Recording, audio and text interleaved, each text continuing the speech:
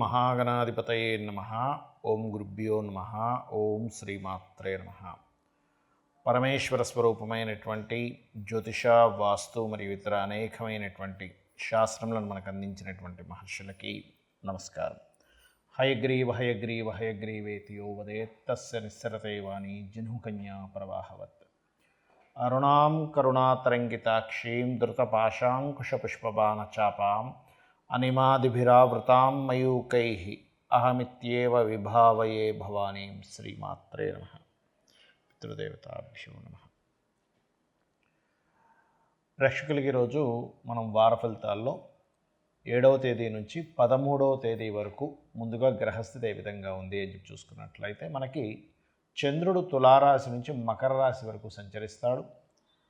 వృశ్చిక రాశిలో శుక్ర బుధులుంటూ ఈ యొక్క బుధుడు 8వ తేదీ నుంచి ధనస్సు రాశిలోకి, ధనస్సులో కుజ మరియు రవి యొక్క సంచారము, కుంభరాశిలో శని, మేషంలో గురువు, మీనంలో రాహువు, కన్యారాశిలో కేతువు యొక్క సంచారం జరుగుతుంది.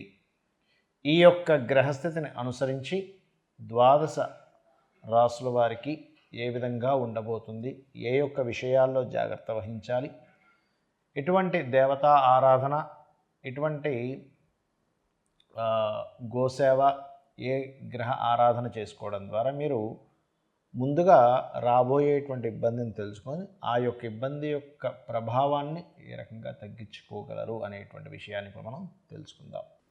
మకర లగ్నము, మకర రాశి, మకరం వారికి కనుక చూసుకున్నట్లయితే ప్రధానంగా మీకు 7వ తేదీ మీరు తీసుకునే నిర్ణయాల మీద దాని ప్రభావం ఉంటుంది.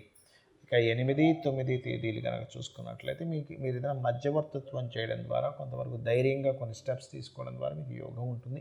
కాకపోతే 8, 9 తేదీలు కాస్త మీరు లాంగ్ జర్నీ చేసేటప్పుడు కొంత జాగ్రత్తగా ఉండండి. 10, 11 తేదీలు కనుక చూసుకున్నట్లయితే ప్రధానంగా ఇక్కడ మీరు ఏదైనా ప్రాపర్టీస్, వస్తువులు, వాహనాలు, ఏదైనా ఆభరణాలు కొనుగోలు చేయడానికి యోగ్యవంతంగా ఉంది. మరియు అదేవిధంగా చూసుకున్నట్లయితే 10, 11 తేదీలు కనుక చూసుకున్నట్లయితే ప్రధానంగా ఇక్కడ ఈ ఆభరణ కొనుగోలిస్తూ 12, 13 తేదీలు అనేవి కొంతవరకు ప్రయాణ సూచనలని. అయితే ఈ వారం మొత్తము కూడా మకరం వారికి ఏదైనా విద్యా యోగాన్ని, అంటే ఏదైనా కొత్తగా నేర్చుకోవడానికి, వస్తువులు కొనుగోలు చేయడానికి వీటికి చాలా అనుకూలమైనటువంటి గ్రహస్థితి ఉంది అని చెప్పుకోవచ్చు. అదేవిధంగా చూసుకున్నట్లయితే మీరు ఈ 2వ స్థానంలో, అంటే ఇంకా ఎల్నాడ్సని ఇంకొక సంవత్సరం 4 నెలల పాటు ఉంటుంది కాబట్టి కొంత ఏదైనా ఫైనాన్షియల్ ట్రాన్సాక్షన్స్ చేసేటప్పుడు కొంత జాగ్రత్తగా ఉండండి. ధైర్యంగా కొన్ని విషయాలు మీరు చేయగలుగుతారు. దశమం మీద గురువు యొక్క దృష్టి ఉన్నందుకు ఇక్కడ ప్రధానంగా ఉద్యోగ సంబంధించిన అవకాశాలు చాలా చక్కగా పెరుగుతాయనేటువంటిది గోచారంలో ఉండేటువంటి గ్రహాలు చూపిస్తున్నాయి. కాకపోతే కాస్త రవికుజులు 12వ స్థానంలో ఉన్నందుకు కొంతవరకు తండ్రికి సంబంధించిన విషయాల్లోని, లేదా తండ్రి ఆస్తికి సంబంధించిన విషయాల్లోని,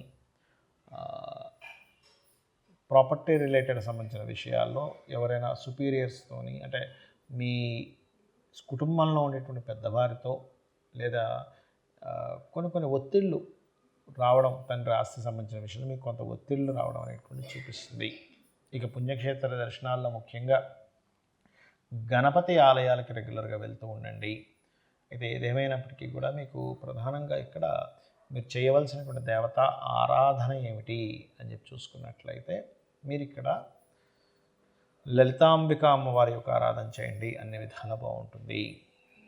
ప్రేక్షకులకి చాలామందికి ఒక సందేహం కలుగుతుంటుంది, ఏమండి మనం ఈ గోచార ఫలితాలు చెప్పుకుంటున్నాము, గోచార ఫలితాలు ఏవైతే చెప్తున్నారో అవి అలాగే జరుగుతాయా, లేకపోతే ఇంకేదైనా దీనికి ప్రత్యామ్నాయం కానీ ఇంకేదైనా ఉంటుందా అంటే, ఒకటి గుర్తుపెట్టుకోండి, గోచారము అనేటువంటిది కాలము.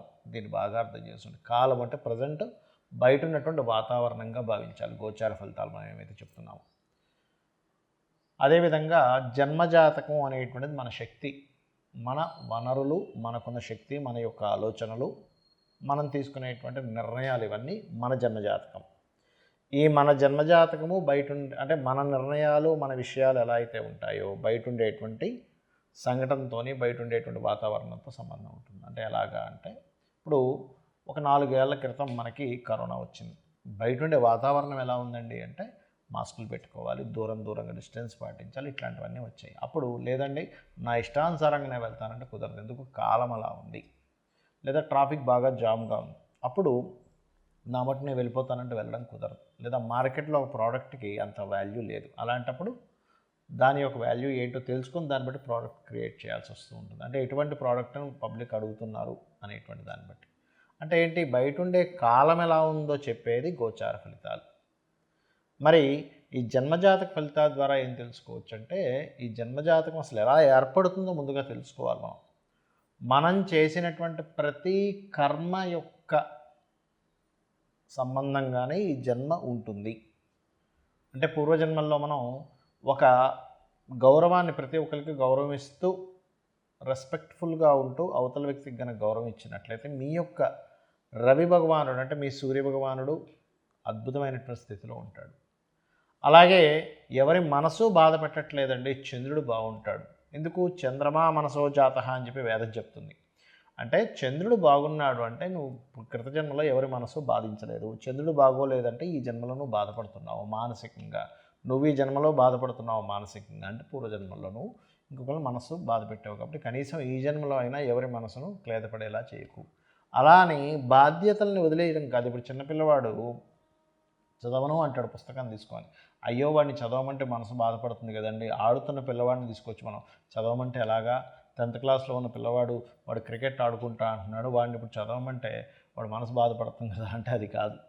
వాడు అభివృద్ధికి ఏది దోహదం అవుతుందో దాని గురించి నువ్వు కాసింత కోప్పడ్డా, అవతల మనిషి యొక్క మనసు బాధపడ్డా, అది ఆ యొక్క వ్యక్తికి, అమ్మాయికి కావచ్చు అబ్బాయికి కావచ్చు, ఆ వ్యక్తికి ఉన్నతమైనటువంటి విషయాలకు తీసుకెళ్తుంది అన్నప్పుడు ఈ కించిత్ మనసు సంబంధించినటువంటి ఇబ్బంది తప్పు కాదు.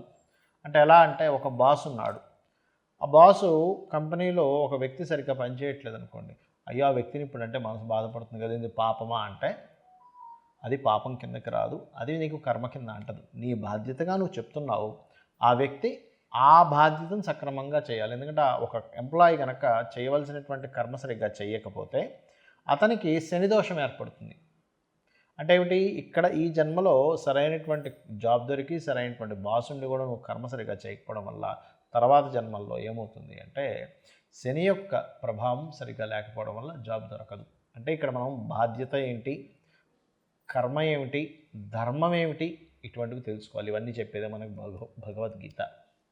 ఆ రకంగా రవి రెస్పెక్ట్ ఇవ్వడం ద్వారా, చంద్రుడు మనసు క్లేదపడకుండా ఉంచేటువంటి వాటి ద్వారా, కుజుడు నీ యొక్క అన్నదమ్ములతో లేదా నువ్వు భూమి సంబంధించిన దోషాలు చేయకపోవడం ద్వారా చక్కటి ఫలితాలు ఇవ్వడము, శుక్రుడు వివాహ సంబంధించిన విషయాల్ని, బుధుడు నీ యొక్క బుద్ధి లేదా నువ్వు పూర్వజన్మలో చేసిన నీ బుద్ధితో చేసినటువంటి పనుల ద్వారా, లేదా నువ్వు రిలేషన్స్లో ఉండేటువంటి రిలేషన్స్ ద్వారా, ఇలా ఒక్కొక్క గ్రహము ఒక్కొక్క భావము నువ్వు పూర్వజన్మలో చేసినటువంటి కర్మ ఆధారంగా వస్తుంది.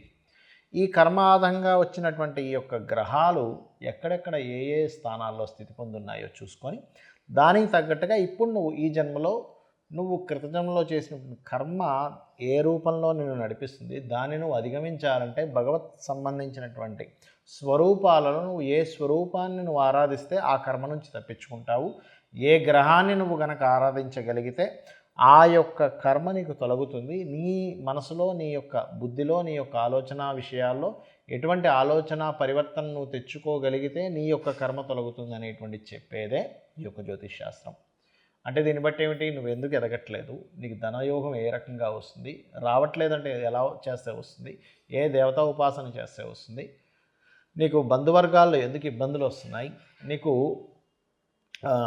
ఏ నివాసం అంటే నివాసం అయినటువంటి గృహం ఏ దిశలో అయితే నీకు బాగా కలిసి వస్తుంది, అన్ని దిశలు మంచివే కానీ నీకే దిశ కలిసి వస్తుంది, ఆ రకంగా విద్య, ఉద్యోగము, సంతానము, వివాహము, వివాహ జీవితాలు, ఇవన్నీ కూడా ఎవ్రీథింగ్ చెప్పేది మీ యొక్క జన్మజాతకము. ఈ యొక్క జన్మజాతక ఫలితాలని, గోచార ఫలితాలని రెండింటిని తెలుసుకొని మీ యొక్క జీవితాన్ని అద్భుతమైనటువంటి మార్గం వైపు నడిపించుకుంటారని నా యొక్క అమ్మవారి అనుగ్రహంతో పరిపూర్ణంగా కోరుకుంటూ శ్రీమాత్రే నమః.